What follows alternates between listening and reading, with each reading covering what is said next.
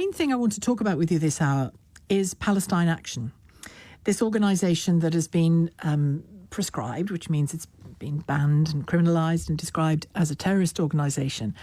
And yesterday there was a day of action in and around Parliament Square for Palestine Action, or in order to show support for Palestine Action. And the people who did that explicitly, rather than implicitly by their presence, were arrested to the tune of over 500 people.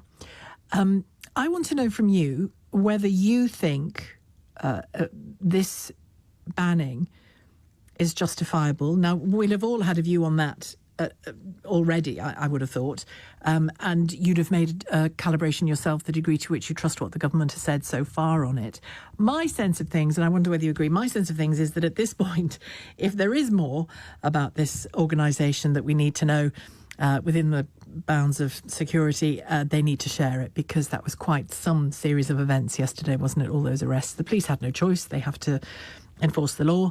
But it certainly didn't look edifying, and it didn't really look like it was doing the government, in terms of the decision it's made here, any favours either. So do you want to know more? Do you trust the government, given what they've said so far about this organisation? Or do you think it's imperative that there's more transparency over Palestine Action so that people know why you can be arrested for holding up a sign that says you support them? 0345 6060 973, the number. In a moment, we'll hear from Bianca Jagger, human rights defender and founder and president of the Bianca Jagger Human Rights Foundation, who attended that protest at Parliament Square on Saturday. Andy Hughes joins me first, though, LBC's crime correspondent and presenter of the global podcast, The Crime Agents. Andy, you and I have had a couple of conversations about the prescribing of Palestine Action already. Why don't we go back to what was said about them as the reason for banning them? Yeah, well, they said that this group was a serious organised criminal group, and that's because there have been over 300 criminal incidents, they say. I think the straw that broke the camel's back was when a group infiltrated our RAF base, and that seemed to trigger the prescription. There's no doubt that the security services, the police and the Home Office will have intelligence that they're not sharing. I think there is now you think that's growing given, pressure. Yeah, 100%, yeah.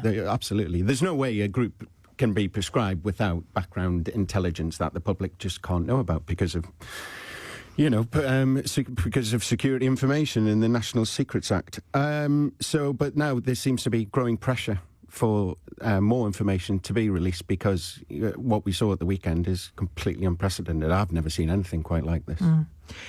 And you talk there about it being described as a serious organised criminal group. Well, there are other serious organised criminal groups that don't get the tag terrorist. Yeah. I think, well, they are pointing to the Terrorism Act, and under the Terrorism Act, if you serious damage to property, and you're doing it by advancing a political, religious, racial or ideological cause, then you tick that box for prescription. It also involves other things like serious violence, of course, which is the main one used. But does it mean does it tick the box for terrorism specifically? Yeah, technically, by law, yes. If you look at the black and white of the law, it does. So the motivation for your violence, even if it's just against buildings and infrastructure. Yeah, serious damage to property. And if it's done for a political cause, which the government says that this is. And they're not likely to just dish out all of the security information that they have to you or me or anybody else. But presumably there are parliamentary bodies or, I don't know, political leaders who could, in a very controlled way, have that information shared to reassure, I guess, that there's a reason for this. Well, I imagine that these conversations will be going on right now. I know for a fact that the police, every police officer I speak to actually supports the prescription, but if you ask them about policing these protests, they don't like it. No, they hate it. One officer described to me yesterday, this is total nonsense. This is a total paper exercise. It's massively time-consuming for us, and this is not why we signed up to be police officers. So that gives you an idea, a flavour of how the police officers who are actually carrying out the arrests, enforcing the law, actually feel about this. And the thing is, I mean, I get why we sometimes do this, but to hold a banner and say something, deeply racist or openly threatening, you can see why somebody might be arrested for that. To hold a banner that says, I don't agree that Palestine action it should have been criminalised, which is essentially what each of those banners were saying. Yeah, I support Palestine action. I support Palestine action. That's what they said. They all said the same, did they? Yeah. And then I guess those protesters are arguing that all they're saying is we disagree with this banning. But there will be others who would say, no, to say I support Palestine action is to say I support violent acts. Sorry, not violent acts. Although there was one Hammer. In Scotland, there was an attack, wasn't there, where there were fireworks used and individuals weren't injured, but they had to get away very quickly. Yeah, there has been alleged violence and alleged victims to Palestine action. Right. So there'd be another side of that argument that would say, no, that you are supporting violence or you are supporting vandalism if you hold that sign up. Therefore, we arrest you, but we don't do that much in this country, do we? Yeah, well... We arrest you because you disagree with us? That's the tricky thing, because by the letter of the law, the police have to arrest these people because they're prescribed. And there's two parts of the banner. One, stop the genocide, and the second, I support Palestine action. If they left out the second part, no one would have been arrested.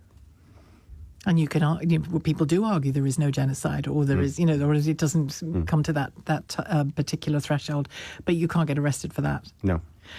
Do you think there'll be change quickly? Do you think there'll be some more information put forward? Well, there has to be. It can't continue like this. Okay. Thanks, Andy. Andy Hughes, LBC's crime correspondent, presenter of the global podcast, The Crime Agents. Do check that out. Bianca Jagger joins me, human rights defender, founder and president of the Bianca Jagger Human Rights Foundation, who herself attended the protest at Parliament Square on Saturday. Bianca, good afternoon to you. Thank you for joining me.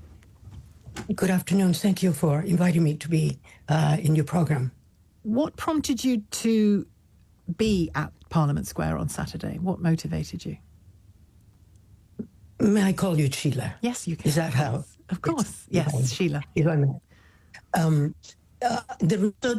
My main concern is the issue of the infringement upon freedom of speech of the British government. What I consider to be a violation of the 10th Amendment from the European Convention of Human Rights. And it was beyond just simply the fact that they had prescribed an organization to be a terrorist. And the fact that in order to get it approved in Parliament, because somebody who interviewed me yesterday said, but it was duly elected or voted, the people. It wasn't true. It was thrown together with other two foreign terrorist organizations to get the vote to approve the prescription of Palestine Action Group.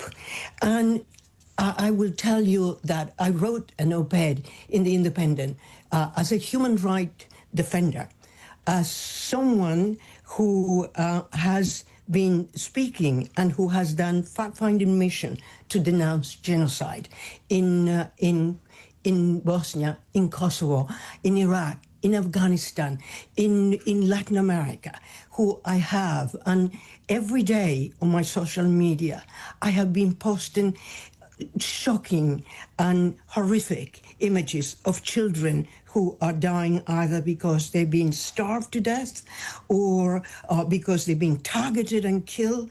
And the fact that this British government, that Prime Minister, Keir Starmer, has, in my view, been complicit in genocide. And what I feel is that what they done and why they prescribed, I hope I'm saying that correctly, you are, yes. This group to be a terrorist group is because it is to punish them for highlighting the fact that the UK government has been engaged between 500 and 600 reconnaissance flies into Gaza with the excuse that they were doing that to find the hostages. And I put a parenthesis there.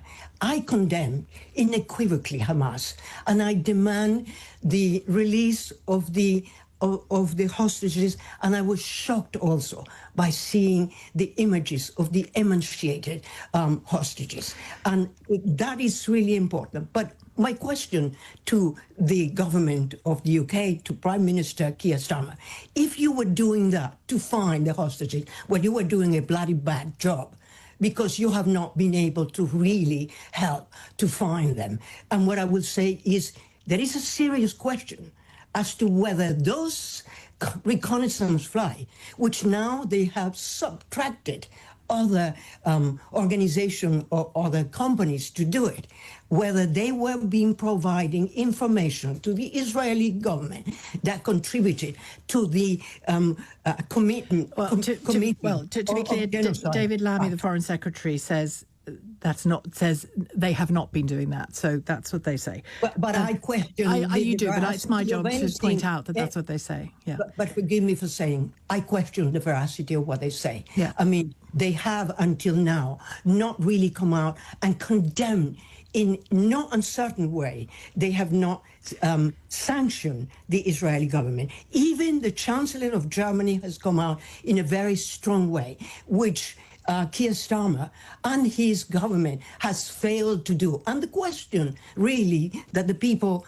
that the public is asking and probably concerned about, and why you have so many elderly people who were there peacefully protesting, is because they fear that our government is being complicit in the commission of genocide. Can I ask you about Saturday?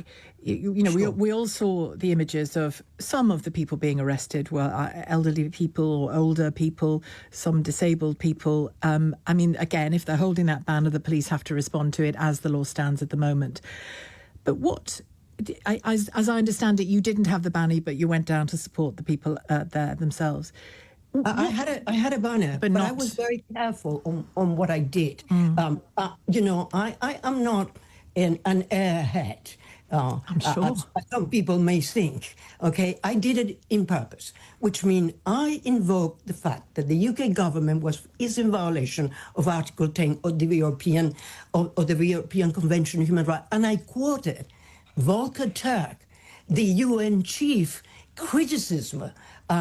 Because his statement has been unequivocal in criticizing the UK government decision to prescribe this organization, because I knew that I dared them to arrest me because I wasn't saying, and I said that I oppose genocide, but I went there because I wanted really to be able to witness what I saw, the horror of seeing the Metropolitan Police, arresting vulnerable older people, including a blind man who was in a wheelchair and a very frail woman that is suffering from Parkinson's disease.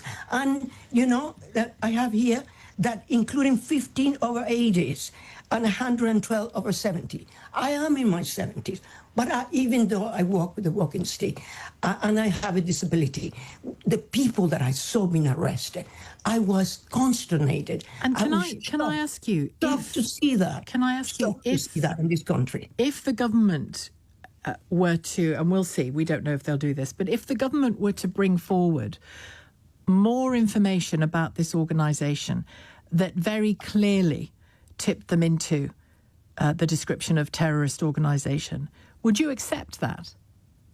Let me respond to you with something very important, which is the letter that was published in the Times today, the leading letter from Andrew Brooks, retired former wing commander of the RAF Greenham Common Cruise Missile Base. Yeah. And what he said was so important, what they did in the 1980s, and how one of their foremost concern was the issue of freedom of speech, which this government doesn't care about, I believe is an infringement upon those rights, not only those rights, but the question I would like to ask in here today, to Prime Minister Keir Starmer, are you accountable to your voters, to us, the British people, or are you accountable to Israel and Donald Trump? Who are you? Or are you accountable to the donations that you receive for certain lobby, as well as some members of the British government? That is really the issue that is at stake here. Okay. And that you support a government that is a regime that is committing genocide every day. But if new evidence were put to you that showed us something new about Palestine Action that was clearly terroristic in nature, would you accept that? Well, I want to see. I don't want to answer questions that are. But you're open-minded. You're open-minded about it. Okay, hypothetical. I would like, and there will be a hearing, for them to be able, why, if they believe that they were committing terrorist act, why did they throw it together with other foreign terrorist organizations when they went to Parliament to get the vote? Okay, Bianca, I must leave it there.